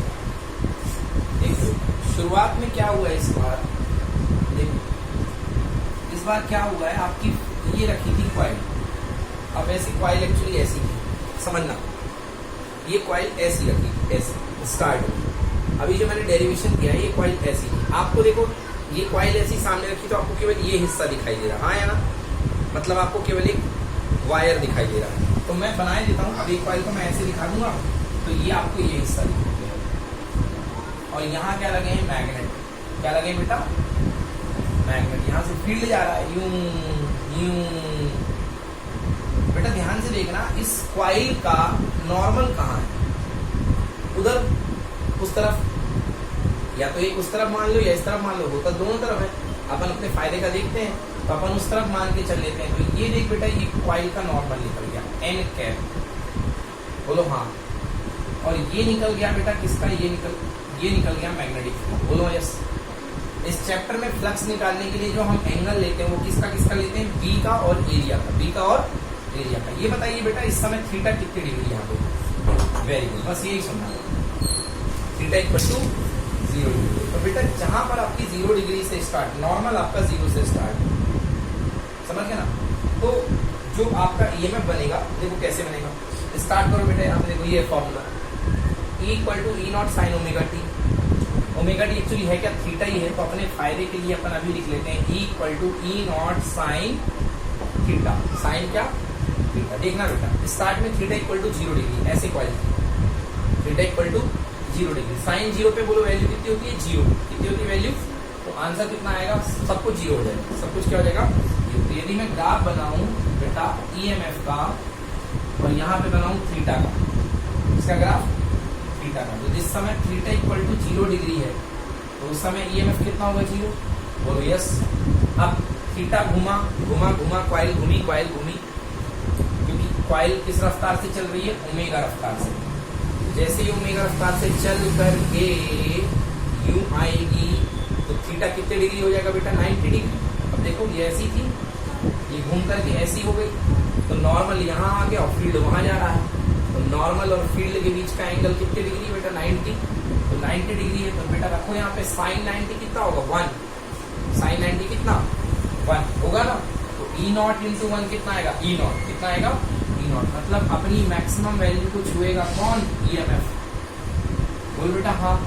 कॉइल कैसी थी, यहाँ तक घूम चुकी थी, अब बेटा यहाँ घूम गई कॉइल, कॉइल फिर से यहाँ घूम गई। तो देखो बेटा पहले नॉर्मल जो था, पहले नॉर्मल इसका इस तरफ था, ये यहाँ गई कॉइल तो नॉर्मल यहाँ चला गया, ये यहाँ आ गई तो नॉर्मल इस तरफ आ गया बेटा। बोलो यस। तो नॉर्मल और मैग्नेटिक फील्ड के बीच का एंगल कितने डिग्री, 180 डिग्री। कितने डिग्री, जबरदस्ती तो नहीं बोल रहे हो ना, समझ में आने पर ही बोल रहे हो ना। तो 180 डिग्री, तो बेटा हम पुट करेंगे यहाँ पे साइन 180 डिग्री, तो साइन 180 फिर से कितना होता है, 0। तो साइन 180 फिर से 0 हो गया बेटा, ये साइन का ग्राफ। अब निगेटिव साइड में जाएगा, क्योंकि थर्ड क्वाड्रेंट में साइन की वैल्यू निगेटिव और फोर्थ में भी साइन की वैल्यू निगेटिव। तो ये देखो बेटा फिर से छुएगा, निगेटिव वैल्यू को माइनस E0 मैक्सिमम निगेटिव और ये मैक्सिमम पॉजिटिव, और छू करके फिर 360 डिग्री पे देखना ध्यान से, यहां से चला था 1/4, 2/4, 3/4, 4/4 आ गया, वहीं पर कॉइल घूम फिर के वहीं पर आ गई जहां से चली। तो देखो जिस समय आप थीटा इक्वल टू 0 डिग्री से स्टार्ट करोगे तो आपका ग्राफ यहां से स्टार्ट होगा ना, और जिस समय आप थीटा इक्वल टू यहां से स्टार्ट करोगे 90 डिग्री से, मेरे कहने का मतलब कॉइल स्टार्ट में भी आपने कितने डिग्री एंगल पे ली थी, 0 डिग्री एंगल पे। पी वेक्टर और एन वेक्टर के बीच का एंगल कितना था, 0 डिग्री। बट यदि आप कॉइल को ऐसा लेते तो शुरुआती एंगल कितने डिग्री होता, 90 डिग्री, क्योंकि फील्ड यूं जाता और एरिया क्यों जाता, ये समझ गए ना। तो उस समय साइन 90 इक्वल टू कितना होता, 1। कितना होता, 1। तो आपका ग्राफ कैसे बनता बेटा, ध्यान से सुनो। ग्राफ आपका यहां से बनता 1 से मैक्सिमम, फिर 0, फिर ये ऐसा बनता, समझ गए ना। तो ये ग्राफ कहलाता है बेटा साइनोसोइडल ग्राफ। क्या कहलाता है, sinusoidal. E equal to E naught sine omega T, sinusoidal. तो यदि इसमें ग्राफ आप बनाएंगे तो इस तरीके से जाएगा, ये ईएमएफ है, ये मैक्सिमम वैल्यू है बेटा ई नॉट, और ये minimum value minus E not, negative maximum का होगा, है ना। क्लियर हो गया। ये कब स्टार्ट हुआ है बेटा, जिस समय आपने थीटा इक्वल टू कितने डिग्री लिया था, 0 डिग्री लिया। समझ में आ गया ना। और यदि आप थीटा इक्वल टू 90 से स्टार्ट करेंगे, अगर आप थीटा इक्वल टू कितने से स्टार्ट करेंगे, 90, तो बेटा ये 90 पे कहाँ पे पहुंचा था, यहाँ पे पहुंचा था। थीटा इक्वल टू 90 से स्टार्ट करोगे तो आपका ग्राफ यहाँ से ना स्टार्ट होगी, यहाँ से स्टार्ट होगी 90 पे मैक्सिमम, फिर ये। तो इस ग्राफ में क्या चेंज आएगा बेटा, ये कॉस का ग्राफ है, क्योंकि cos 0 equal to 1, cos 90 equal to 0। ये थोड़ा मैथ का पार्ट आ गया बेटा, बायो वाले बच्चे हल्का सा बोर होने लगेंगे। तो आंसर आएगा E equal to E naught, sine नहीं आएगा इस बार क्या आएगा, कॉस ओमेगा टी। क्या आएगा, ई नॉट कॉस ओमेगा टी। समझ में आ गया, E not cos omega T. बेटा दोनों को ही हम बोलते हैं साइनोसोइडल। क्या बोलते हैं दोनों को, साइनोसोइडल। आ गया समझ में, कोई दिक्कत, ठीक है ना। अभी हमने ग्राफ में थीटा के टर्म्स में बनाया है बेटा, देख लो एक बार ग्राफ बने हुए आपकी स्लाइड में, शीट में, ठीक है ना। क्या समझ में आ रहा है कि जो अल्टरनेटिंग ईएमएफ जनरेट हो रहा है वो साइन का या कॉस का फंक्शन होता है। सो द अल्टरनेटिंग ईएमएफ और अल्टरनेटिंग करंट कह लो वो साइन के या कॉस के फंक्शन होते हैं। समझ गए ना? यही है बेटा, this is called principle of generator. इसी मेथड का यूज होता है जनरेटर में करंट निकालने में या ईएमएफ जनरेट करने में, साइनोसॉइडल ईएमएफ जनरेट करने में इसी मेथड का इस्तेमाल किया जाता है। बेटा आ गया समझ? ओके, क्लियर हो गया? So बच्चा लोग, what you have seen here, the EMF changes continuously in magnitude as well as in direction with respect to the time. So this EMF is called alternating EMF. Alternating EMF. और जब alternating EMF किसी circuit से चलेगा तो positive EMF के लिए positive direction में current चलेगी और नेगेटिव EMF के लिए नेगेटिव डायरेक्शन में करंट चलेगी बेटा। तो उसी के साथ साथ अल्टरनेटिंग ईएमएफ के साथ साथ कौन सी करंट क्रिएट होगी? Alternating current, that is called AC. Okay okay, तो नेक्स्ट टॉपिक डाल लो भैया, एडी करंट और फोकॉल्ट करंट। फोकॉल्ट तो साइंटिस्ट का नाम था, उन्होंने खोजा था तो इसलिए उनके नाम पर बन गया फोकॉल्ट करंट। मेन है eddy, eddy current. Eddy eddy मतलब होता है भंवर, भंवर, पानी की भंवर। जिंदगी की भंवर से मुझे कोई निकाले, कोई नहीं निकालेगा, खुद ही निकलना पड़ेगा, है ना? सो भंवर, भंवर निकल रही बेटा, इसमें भंवर बोल रहा है। एडी, एडी बनना। पानी देखे होगे, बचपन में खेलते होगे, पानी मिल गया होगा तो हाथ से बना के गोल गोल गोल गोल गोल गोल घुमाए होगे ना, बीच में फिर वो पेपर डाल देते थे, वैसे से घूमता था। डेट इज कॉल्ड एडी, बवंडर टाइप का बनता वो भंवर। बेटा होता क्या, आपको पता चल गया है कि यदि आपके पास किसी क्लोज रास्ते में अगर चेंजिंग फ्लक्स मिल जाए, क्या मिल जाए? चेंजिंग फ्लक्स, तो वो फ्लक्स अपने आप अपनी करंट फ्लो करना शुरू कर देगा। क्लोज रास्ता बस हो, क्लोज रास्ता मिल जाए और चेंजिंग फ्लक्स हो तो वो अपने आप क्या कर देगा? करंट, क्लोज करंट सर्कुलेट करना उस पाथ पे शुरू कर देगा। बोलो यस। अब मान ले बेटा एक शीट रखी हुई है, लोहे की, मेटल की शीट रखी हुई है, किसी मेटल की शीट रखी हुई है, कंटिन्यूस शीट है, मतलब पूरी भरी हुई है। शीट है तो भरी हुई होगी, नहीं तो तार होती तो मैं फ्रेम बोलता, लूप बोलता। शीट है बेटा ये, है ना? अब ये शीट है बेटा, मान लो यहाँ पे नीचे से कोई बदलने वाला मैग्नेटिक फील्ड लगाया है, मतलब यहाँ से जो फील्ड आ रहा है, ये आड़ा तिरछा क्यों ले रहा हूँ? जिससे यूनिफॉर्म ना समझो, है ना? यहाँ से ये फील्ड आ रहा है बेटा, ये है वेरिंग फील्ड है। कैसा फील्ड है? वेरिंग फील्ड, मतलब वेरिंग फ्लक्स होगा। वेरिंग फ्लक्स कह लो या फील्ड कह लो बेटा। जब ये फ्लक्स वेरी करेगा, इसके अंदर से फ्लक्स वेरी करेगा, समझ गया? तो यहाँ पे बेटा ये हर जगह तो कंटिन्यूअस पाथ है ना, तो क्या हुआ? बदलते हुए फ्लक्स की वजह से इक्वल टू होता है D by D T, equal to D by D T. और कैसा पाथ है? क्लोज है, ये पूरा क्लोज है ना, यूनिफॉर्म क्लोज शीट है, क्लोज शीट है। तो क्या हो जाएंगी बेटा? छोटे छोटे रास्तों में करंट सर्कुलेट हो जाएंगे। क्या डिमांड थी? क्लोज पाथ, मिल गया। क्या डिमांड थी दूसरी? चेंज ऑफ फ्लक्स, वो भी मिल गया। जब दोनों बातें मिल गई हैं तो इन पूरी प्लेट में यदि इसको ऐसे पकड़ के पलट के देखोगे, सामने रखिए, तो मालूम तुम्हें कैसे दिखेगा? यहाँ पे एक लूप दिखेगा करंट का, यहाँ पे एक लूप दिखेगा, यहाँ पे एक लूप दिखेगा, यहाँ पे एक लूप दिखेगा। पूरे प्लेट पे लूपे लूप, लूपे लूप, लूपे loop, eddies eddies eddies eddies eddies eddies ही मिलेंगी। इन करंट को बोलते हैं बच्चे एडी करंट। क्या बोलते हैं? Eddy current. बेटा करंट का एक बहुत बड़ा दुष्परिणाम है, जहां करंट चलती है वहां पर आते हैं जूल लॉस। क्या आता है? जूल लॉस, जिसको कहते हैं heat equal to I square R T. Class 10 में पढ़ा होगा आपने, heat equal to I square R T. मतलब जहां भी करंट चलेगी वो अपने डबल पावर की फॉर्म में हीट लिबरेट करेगी, मतलब ये शीट गर्म हो जाएगी, टिप जाएगी एकदम। समझ गए ना? अगर कंटिन्यूअसली से मैग्नेटिक फील्ड जाएगा बदलने वाला तो ये शीट एकदम गर्म हो जाएगी, इसलिए इसको बोला जाता है एडी करंट लॉस। क्या बोलते हैं? Eddy current loss. मगर केवल लॉस भी नहीं है ये, इसका एप्लीकेशन भी गजब है। तो एडी करंट की डेफिनेशन पढ़ लेते हैं बच्चों, कान खोल के सुनेंगे, शीट वाले देखेंगे। The induced circulating looping current produced in a solid metal due to the change of magnetic field और magnetic flux in the metal of a body is called eddy current. ठीक है बेटा, अब ये क्या कर रही है, गर्मी उत्पन्न कर रही है ना, हीट उत्पन्न कर रही है। तो इसका एप्लीकेशन हम कहाँ पे ले सकते हैं, जहाँ पे हीट की जरूरत हो। तो कहाँ पे हीट की जरूरत होती है, एप्लीकेशन ऑफ एडी करंट क्या हो सकती है। Number 1 in induction furnace. जी हाँ, क्या हो रहा है, इंडक्शन ही तो हो रहा है, इलेक्ट्रोमैग्नेटिक इंडक्शन की वजह से जहाँ भट्टियां बनाई जाती हैं, है ना, इंडक्शन चूल्हा, ठीक है ना। तो यहाँ बेटा जहाँ पे आपको इंडक्शन फर्नेस की जरूरत होती है, वहाँ पे आप एडी करंट की वजह से यूज करते हैं। In induction furnace eddy current are use for melting iron ore. Iron वगैरह ओर को पिघलाने के लिए, समझ गए ना। तो आयरन ओर में से अच्छी बड़ी आयरन ओर होती है, चट्टाने आयरन की, उसमें से आप एडी उसको डाल दो, मैग्नेटिक फील्ड को डाल दो।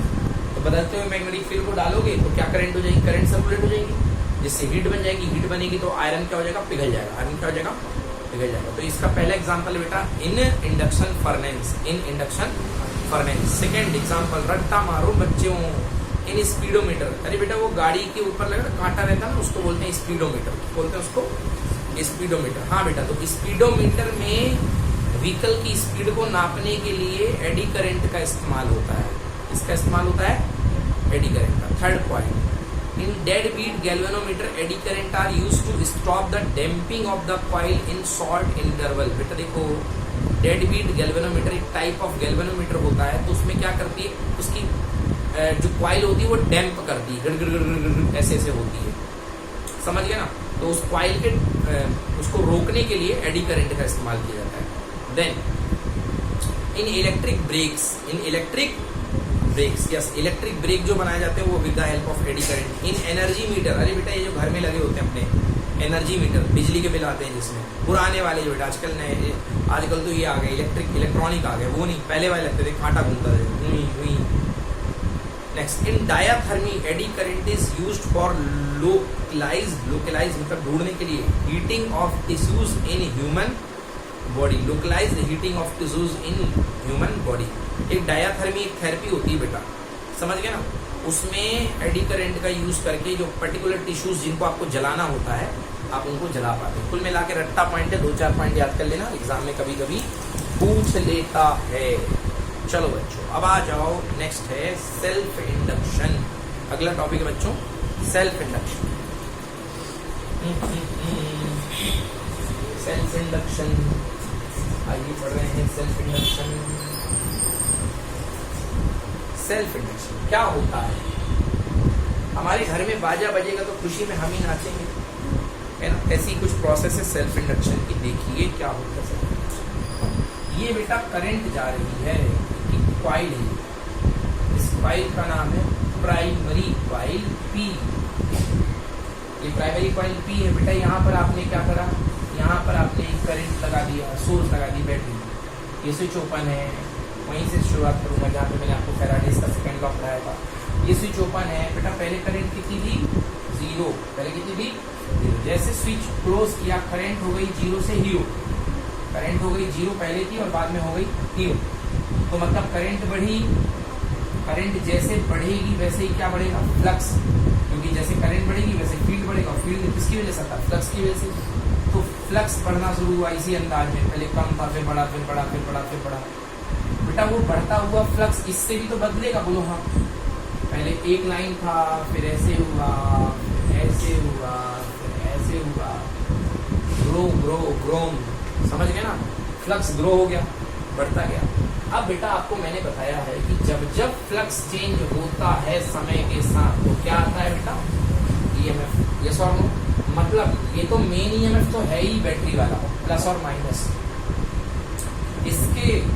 इसकी वजह से जो करंट जा रही है, उस करंट का विरोध करने के लिए इस कॉइल के द्वारा एक और ईएमएफ डेवलप होगा, समझ गए ना। जो ईएमएफ इस करंट के ग्रो करने का, 0 से हीरो होने का क्या करेगी, अपोज करेगा।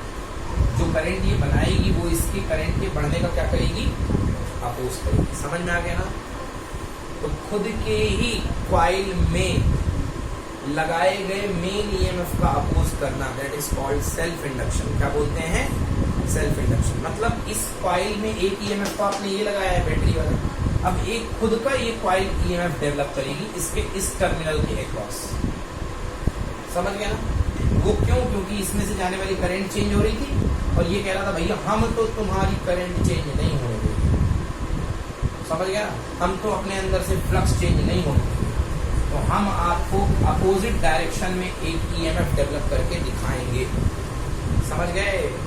तो इसको बोलेंगे अपन सेल्फ इंडक्शन। इस प्रोसेस को बोलते हैं सेल्फ इंडक्शन। और ये जो इंड्यूस ईएमएफ होता है उल्टा जवाबी हमला, जवाबी हमला, ये जो जवाब में जो हमला मिलता है इस कॉइल के द्वारा, इसको बोलते हैं बेटा self induced EMF. Self induced EMF, इसका एक और नाम है बच्चे, इसका नाम है बैक ईएमएफ। क्या नाम है? Back EMF. समझ गया ना? This is called back EMF. अच्छा एक चीज और देखो, एक चीज और देखो, अभी तो आपने करंट को 0 से 0 किया। मान लो आपने करंट को 0 से 0 कर दिया, 0 से 0, बोलो यस, 0 से 0 कर दिया। जैसे 0 से 0 करोगे तो बेटा ये फ्लक्स एकदम से क्या हो जाएगा? कम हो जाएगा। तो ये अब इस फ्लक्स के कम होने का अपोज करेगा, फ्लक्स के कम होने का अपोज करेगा। और थोड़ी देर तक कॉइल खुद की तरफ से, क्योंकि अब ये चाहेगी कि फ्लक्स कम ना हो, मतलब फ्लक्स उसी डायरेक्शन में सेट रहे, तो जो कॉइल होगी उसी डायरेक्शन में अपनी खुद की इंड्यूस करंट फ्लो कराएगी, उसी डायरेक्शन में अपनी खुद की इंड्यूस करंट फ्लो करेगी, मतलब उसी पोलरिटी की। ये प्लस था, ये माइनस था, तो कॉइल खुद सपोर्ट करेगी प्लस का और माइनस का, ये पार्ट प्लस और ये पार्ट माइनस। बट यदि करंट बढ़ेगी तो अपोजिट हो जाएगा, उस समय ये हो जाएगा माइनस और ये हो जाएगा प्लस। समझ गया ना? क्लियर हुआ? हाँ। तो बेटा जी ये हो गया सेल्फ इंड्यूस ईएमएफ। अच्छा कभी आपको पता होगा लाइट गोल हो जाए कूलर की, देखना बहुत ऑब्जर्व करना माइंड, कूलर की लाइट गोल हो जाए ना, तो एक पल भर के लिए, सेकंड के लिए कूलर जो होता है पता नहीं चलता कि लाइट गोल हो गई, या कूलर की पावर ऑन सी रहती है, मालूम वो इस करंट की वजह से होती है, क्योंकि जैसे लाइट गोल होती है तो पावर कट हो गई, तो मेन करंट क्या होती है? कम होती है। तो मेन करंट को कम करने के अपोज में कॉइल खुद उसके सपोर्ट करने लगती है, क्योंकि कॉइल क्या चाहती है कि करंट कम ना हो, तो खुद एक सपोर्ट करने लगती है। तो पल भर के लिए जो थोड़ा सा ऐसा आपको देखने को मिलता है। समझ में आ रही मेरी बात? तो बेटा ये हो गया self induction. Refer to the theory notes बच्चों। सेल्फ इंडक्शन क्या होता है? Self induction is the phenomenon of inducing EMF in the self coil due to change in current and hence the change in the magnetic flux in the coil. The induced EMF opposes the growth or decay of current in the coil and hence delays the current to acquire its maximum value. जी बेटा देखो, बेटा current को अपनी value में बढ़ाना चाहती थी, but इसका विरोध करने के लिए इंड्यूस EMF आ गया था, तो क्या करंट इस रफ्तार से बढ़ पाएगी जैसे उसको बढ़ना था? नो, ना तो बढ़ पाएगी ना तो घट पाएगी। समझ गया ना? क्योंकि इंड्यूस ईएमएफ इसके बढ़ने या घटने का अपोज करेगा। Self induction is also called the inertia of the electricity as it opposes the growth और डिके और करंट। ये तो बोल वचन है कि ये इनर्शिया ऑफ द इलेक्ट्रिसिटी का ना तो बढ़ने देता है ना तो घटने देता है। बैठे चलो भैया सेल्फ इंडक्शन की थ्योरी फॉर्मूला डेवलप करते हैं कि सेल्फ इंड्यूस ईएमएफ कितना होता है बेटा। तो सेल्फ इंडक्शन की थ्योरी डेवलप करेंगे, कहाँ से थ्योरी होगी डेवलप? देखिए बेटा फॉर्मूला डेवलप होता है, इंड्यूस होने वाली करंट फ्लक्स जो होता है वो सीधे सीधे किस पे डिपेंड करता है? आई पे। मेन सर्किट पे आप जो करंट दे रहे हो वही यहाँ पे क्या जनरेट करेगा? फ्लक्स। तो flux is proportional to I. तो फाई इज इक्वल टू कितना हो गया बेटा? L I. Phi is equal to L I. तो बेटा मेरे L is called a constant and this is called coefficient of self induction. This is called coefficient of self induction, या इसी को बोलते हैं self inductance. It is called self inductance. तो L equal to phi upon I, this is called self inductance of coil. और ऐसा लिखते ही समझ में आ चुका है कि ये कॉइल की प्रॉपर्टी है। किसकी प्रॉपर्टी है? कॉइल की प्रॉपर्टी है। बच्चे इसकी यूनिट देख लो, फाई किस में लगता है? वेबर में। करंट किस में लगती है? एम्पियर में। तो इसकी यूनिट हो गई वेबर पर एम्पियर, और वेबर पर एम्पियर को एक नाम दिया गया हेनरी। क्या नाम दिया गया? हेनरी। समझ में आ गया? So what is L? what is self induction of a coil? It is the amount of flux created per unit current. It is the amount of flux created per unit current. समझ में आ गया? Now, if I equals to 1 ampere, I equals to 1 ampere, then L equal to कितना? 5. Then L equal to 5. मतलब self inductance of a coil is numerically equal to the value of the flux. Self inductance of the coil is numerically equal to the value of flux when we flow a current of how much ampere? 1 ampere. समझ गया ना? Self inductance is defined as the magnetic flux linked with the coil when unit current is flows through the coil. जबकि coil से unit current flow होती है. ठीक है, चलो आ जाओ डेरिवेशन करते हैं बेटा ईएमएफ का. चलो जी बच्चों, ईएमएफ का डेरिवेशन शुरू से पढ़ते आ रहे हैं. Capital E equal to negative D phi by D T, negative D by D T. Phi की वैल्यू क्या पढ़ाई बेटा? L I. क्या पढ़ाई फाई की वैल्यू? L I. एल रख दो, आई रख दो बच्चे, तो एल आ जाएगा बाहर माइनस का, अंदर केवल क्या बच जाएगा? D I by D t. क्या बन गया? D I by D T. बेटा आई स्मॉल लेके चलो क्योंकि वेरी हो रही है. Phi proportional to I, L I, यहाँ पे आई, तो यहाँ क्या हो गया? D I by D T. बोलो कोई डाउट? इजी. तो ईएमएफ कितना हो गया बेटा सेल्फ इंडक्टेंस के केस में? सेल्फ इंडक्टेंस के केस में EMF equal to negative L D I by D T. समझ में आ गया? D I by D T. Okay, चलो डिफाइन करते हैं बेटा. D I by D T को अगर आप 1 ले लो, क्या ले लो? D I by D T को 1 लेके देखो. D I by D T को 1. If D I by D T is equals to 1. आज तो गजब ढा रहे हो सर जी, 1 घंटे 26 मिनट की क्लास. तो बेटा if D I by D T equal to 1 ampere per second. क्यों? आई की यूनिट एम्पियर, टी की यूनिट सेकेंड. मतलब यदि करंट का चेंज सर्किट से किस रेट से हो रहा है? 1 एम्पियर पर सेकेंड. मतलब 1 सेकेंड में यदि 1 एम्पियर करंट चेंज हो रही है तो समझ में आ रहा? If the rate of change of ampere current is 1 ampere per second, then बेटा वैल्यू पुट करो. E इज इक्वल टू कितना? Minus L. E is equal to minus L. बेटा गोली मारो माइनस को. माइनस तो नेचर के बारे में बताता है ना कि अपोजिट ईएमएफ जनरेट होगा. मतलब self inductance is equal to the EMF generated on the coil, induced EMF. Self inductance is numerically equal to the induced EMF. बेटा हाँ या ना? एल इक्वल टू ई लिख सकता हूँ ना मैं? माइनस एन को गोली मारो, दोनों स्केलर क्वांटिटी है.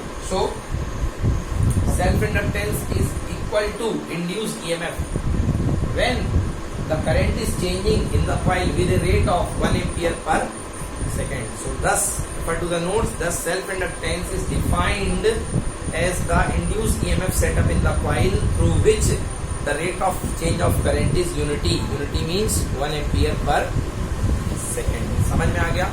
Next question, define 1 Henry. What is 1 Henry? Okay, चलिए 1 हेनरी डिफाइन करते हैं बेटा. तो पहला फॉर्मूला अपन ने क्या बनाया था? Phi equal to L I, L equal to phi upon आई.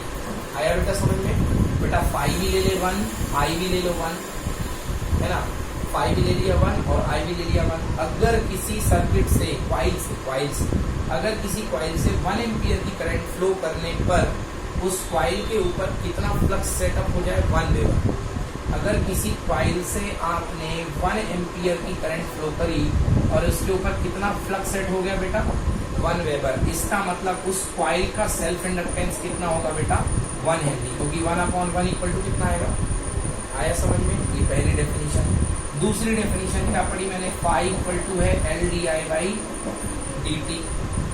बेटा L equal to phi upon D I by D T. ये भी बंद कर दो, ये भी बंद कर दो. अगर किसी कॉइल से 1 ampere per second, 1 ampere per second, बेटा ये करंट चेंज है. तो 1 एम्पियर पर सेकेंड की करंट चेंज करने पर उससे लिंक फ्लक्स कितना हो जाए? 1 वेबर. तो उस कॉइल का जो सेल्फ इंडक्टेंस होगा वो कितना होगा? 1 Henry. So read the notes. Self inductance is said to be 1 Henry when 1 ampere current in a coil links a magnetic flux of 1 Weber, or self inductance is said to be 1 Henry when a unit rate of current is changing है ना, by 1 ampere per second induces A EMF of 1 volt in the coil. समझ में आया। Next calculation is self inductance of a solenoid. आइए देखते हैं कि self inductance solenoid का हम कैसे निकालते हैं। यस, क्या फॉर्मूला होता है सेल्फ इंडक्टेंस का, phi equal to L I. तो L equal to phi upon I, हमें कुल मिला के phi is equal to L I निकालना है किसी कॉइल के लिए। तो एक पार्ट को हमारे पास है phi equal to L I, हमें दूसरा पार्ट यदि फाई का मिल जाए तो हम एल निकाल सकते हैं, हमें फाई निकालनी है। आइए देखते हैं कैसे निकालेंगे। मेरे बोलने से कम समझ में आएगा, जब मैं सॉल्व करूंगा तो ज्यादा समझ में आएगा। देखो बेटा, ये आपके पास एक आइडियल कॉइल है जिस पे आपने आई डीसी करंट लगाई। कितनी करंट भेजी, आई करंट गई, आई करंट वापस आ गई, अंदर से क्या जनरेट कर दिया, मैग्नेटिक फील्ड। आपको याद होगा मैंने आपको मैग्नेटिक फील्ड सोलेनॉइड का बताया था, B इक्वल टू होता है mu naught N I. B is equal to mu naught N I, where n is the number of turns पर unit length, where n is the number of turns पर unit length. समझ में आया। चलिए, तो बेटा देखो यहाँ पर इसके एक फेरे से जाने वाला फ्लक्स कितना होगा, एक टर्न से। कितने, एक टर्न से। लिखेंगे magnetic flux link across one turn. Magnetic flux यानी B link across one turn, एक फेरे से जाने वाला फ्लक्स कितना होगा, magnetic flux sorry phi link across one turn, एक फेरे से जाने वाला फ्लक्स। तो बच्चों आप जानते हो फाई इज इक्वल टू होता है क्या, B into A, B into A cos theta, यहाँ होगा कॉस जीरो, क्योंकि बी भी ऐसे जाता है और कॉइल का एरिया तो फॉरवर्ड होता ही है, तो कॉस जीरो इक्वल टू हो गया 1, तो सीधे मुझे क्या दिखाई देगा, बी इंटू ए। तो बेटा बी की वैल्यू क्या है, mu naught N into I into coil का एरिया, सर्कुलर कॉइल है बेटा, कॉइल का area A, B mu naught N into I into A. समझ में आया, कोई दिक्कत। ये कितने फेरे से लिंक होने वाला फ्लक्स है बेटा, एक फेरे से। कॉइल में टोटल कितने फेरे हैं, कैपिटल एन। कितने फेरे हैं, कैपिटल एन। बोलो, हम कैपिटल एन को लेके आ रहे हैं ना फ्लक्स। तो बेटा अगर एक फेरे से लिंक होने वाला फ्लक्स फाई है तो एन टर्न से लिंक होने वाला फ्लक्स कितना होगा, mu naught N I into A upon क्या बेटा, कैपिटल एन। से यस की नो बेटा, हो गया क्लियर। ये टोटल कॉइल से लिंक होने वाला फ्लक्स है, टोटल कॉइल से लिंक होने वाला फ्लक्स। ओके, अब देखो बेटा n क्या होता है, मैंने आपको बहुत पहले पढ़ा था, n होता है नंबर ऑफ टर्न्स पर यूनिट लेंथ।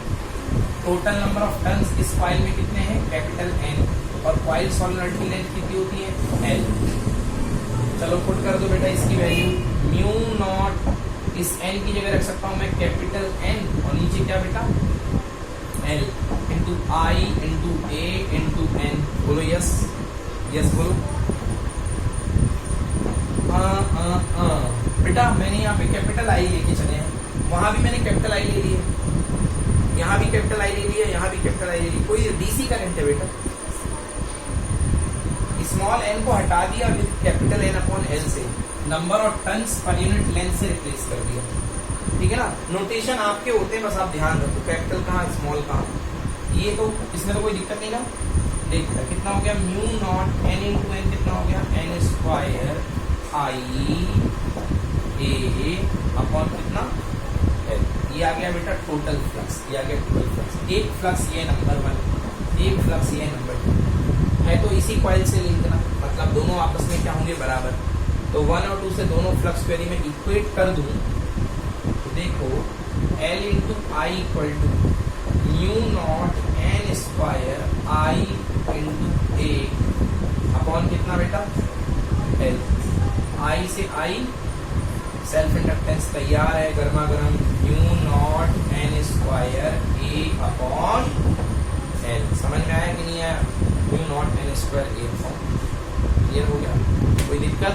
एक तरीका इसका थोड़ा सा और कर सकते हैं बेटा, यदि हम L का नीचे और L का ऊपर मल्टीप्लाई कर दे, यदि हम L का नीचे और L का ऊपर मल्टीप्लाई कर दे तो देखा बेटा क्या बनेगा, ये बन जाएगा L equal to mu naught N square A small L और एक स्मॉल एल नीचे भी मल्टीप्लाई किया तो नीचे क्या बन गया ये L square.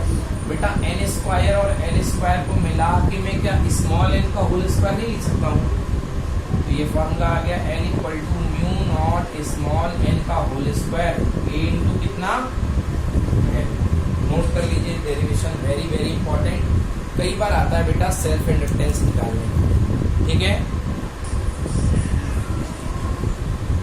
Okay, thank you students so much, thank you so much for being with Lokesh sir unlimited student. आज के लिए इतना ही, अब नेक्स्ट क्लास कर देखेंगे। Thank you.